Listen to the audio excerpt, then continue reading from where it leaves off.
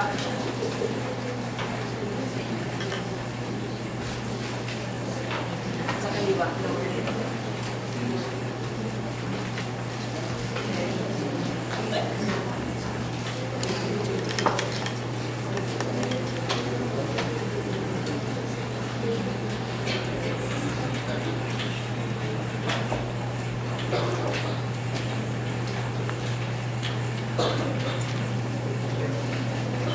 let us all stand first for the prayer to our Beato Angelico, our patron. All together. Angelic artists, we implore, lead us to God, our hearts adore, to Him who shaped the universe, our voices raise in joyful praise. To Him from whom all goodness gone, we owe our lives and gifts divine. O blessed Fra Angelico, encourage us to learn from you. Seek God first in all we do, incline our deeds to what is right, direct our minds to heaven's light. While in your works and in your prayers, your aptitude and giftedness, conform our lives what is true, show us the good and beauty too. So now, angelic artists, we proclaim the same to God that you acclaim, in silent words to preach His name. And God our hearts to do the same.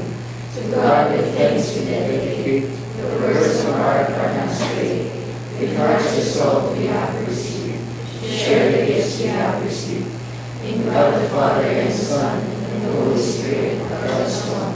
In time and in eternity, may God be praised and given glory. Amen.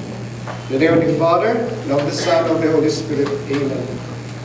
Good morning. Please be seated. Sons and leaves, proud, overflowing.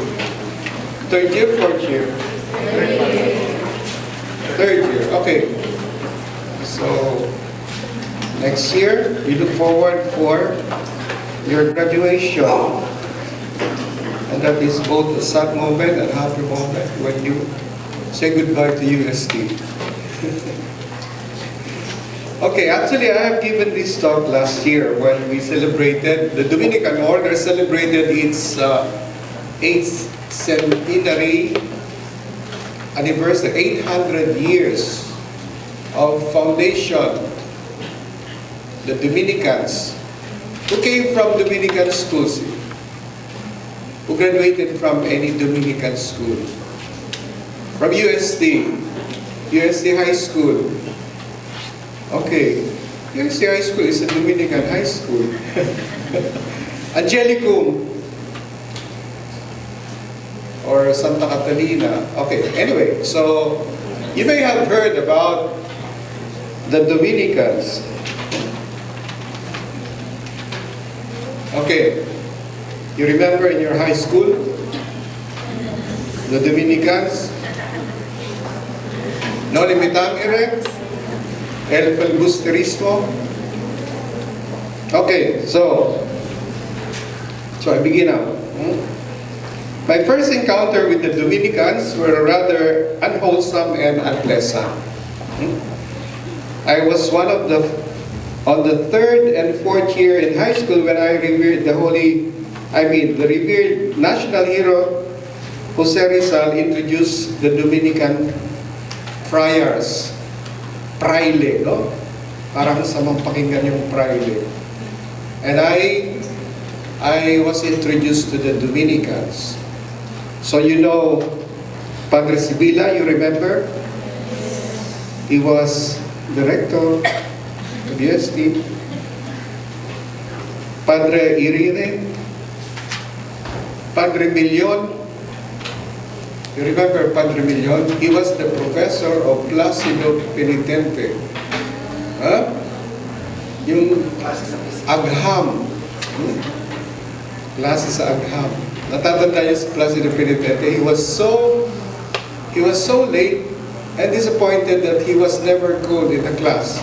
So what he did when he came late, everyone was seated already as if somebody coming late, and then he walked dragging his feet. And then he was noticed by Padre Milion. Okay? And he was humiliated in class. So the Dominicans carry the initial at the end of their name, Father Edgardo Alaurin, Father Herminio Daguhoy, OP, no? OP. What is the meaning of OP? No, according to Rizal, oppressors of the poor, oppressors of the Filipinos, no? Yes, but it's actually order of preachers. So, the Dominicans were rather infamous. They were the oppressors of the Filipinos. You also remember Padre Damaso? Hindi siya Dominican. He was a Franciscan. So that was the first time I met the Dominicans. Of course, I scorned them and I was raising my voice. Who are these Dominicans and Franciscans? Okay, not knowing that I will someday become a Dominican, I'm wearing the Dominican habit. Kulang pa to, may kapa pa kaming black. Parang Dracula, no? Pag naglalakad. So, it's a black and white habit. So, Rizal actually scorned or said negatively about UST. Although he was in UST, he was an alumnus of UST. Okay, so one chapter in that novel, no, the Agham class, was very famous, made UST very famous. Now it became UST, or the College of Science. Now, of course, it has been many years, 1 century after. Rizal did not live longer to see that pharmacy and science are now colleges very known for accreditation. They already reached 4th level, di ba? 4th level in the accreditation. CFAD, 1st level pa lang. Okay, 1st level. Imagine that. So, meaning to say that the science, College of Science, College of Pharmacy and Medical Technology are one of the best, in fact, the best in the country. And Rizal did not live long. So the same university that I frowned and mocked, or even by Rizal, still stands as the pillar, no? Remember this, the pillar of Catholic education, and celebrated its 406 years. 406 years na tayo ngayon.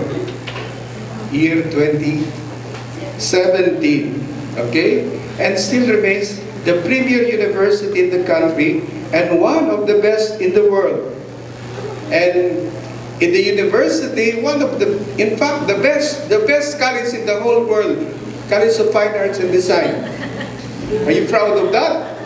Oh, you should be proud of that. No? You should be proud at Tomasian. You should be proud that you are studying at the College of Fine Arts and Design. Okay.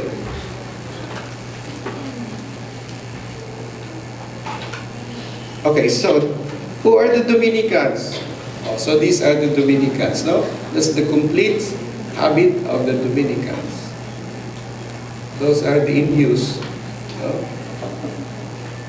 Hindi maganda pakinggan pag sinabi Indio, no? Indio. But those are us, the Filipinos, no?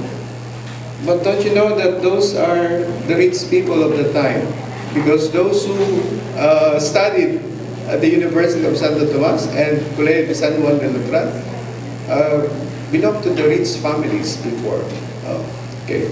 So who are the Dominicans? The word Dominicans or Dominican providentially comes from the Latin word Dominicanis. Okay, so this, okay, yan, Dominicans. Yan nga pala ay si Padre Damaso. The Franciscan friar, no? Portrayed by Jose Rizal, Lolo Mitangere, and El Filipo Suizo. Okay. They wear the brown habit. Brown habit. No? So magkaiba. Black and white and brown habit. Now this one, okay, so this is the old UST in Intramuros. No? Tingnan niyo yung difference. Ngayon ang UST, and then the old UST in Intramuros, which was bombed and destroyed during the Second World War. Okay, so this is the Benavides Park before. Oh, nakita niyo? Oh, yan. Ano yan? Siguro yan sa Cristania. At the background, if you see that's the tower of Santo Domingo, the Santo Domingo Church. So, Manila was actually exclusively located within the walls of Intramuros. So if you see Intramuros now, actually there are 7 churches now in Intramuros. And there are schools there, prominently Colegio de San Juan de Letran, Ateneo de Manila, Colegio de Santa Isabel, and UST, University of Santo Tomas. So that's where we came from, no? Before we transferred to Manila, to España. Okay, so this is the famous Agham Laboratory.